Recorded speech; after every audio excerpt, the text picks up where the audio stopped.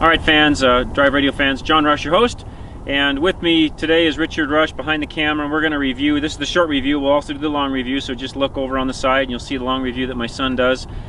This one's going to be their short review, 2015 and a half, they call this. I haven't quite figured out why the half, but 2015 and a half T6 or S60 T6 Volvo, and this has the Drive E. This is a front-wheel drive car. This is not the all-wheel drive version of this car. So this particular car that we test drove, right around the mid-40s, starts at $39,000 with options and such that are on it. It's around $45,000. This particular car has the 2-liter supercharged and turbocharged engine, around 300 horsepower, roughly 302 horsepower, I want to say exactly.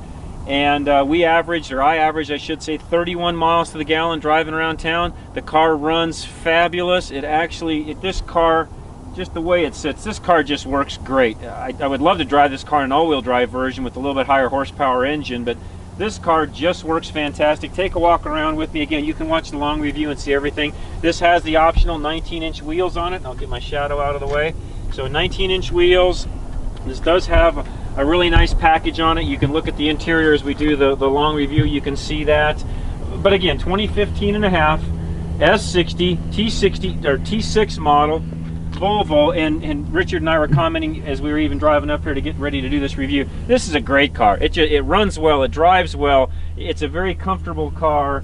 You know, the only complaint that I have, and I got some of you out there commented and nicked me when I talked about this on the last Volvo. Me in particular. Volvo needs to work on their lumbar support. They still do not have great back lumbar support in these cars. I don't know why. A couple of you criticized me for saying that.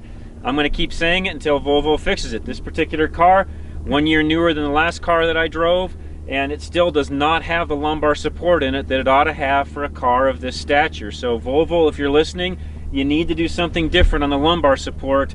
In the long review, we'll show you when we get to the interior of that, or Richard talks about it in the long review. There's actually a knob that you actually twist to actually do the lumbar support. It's not an automatic feature like a lot of cars have.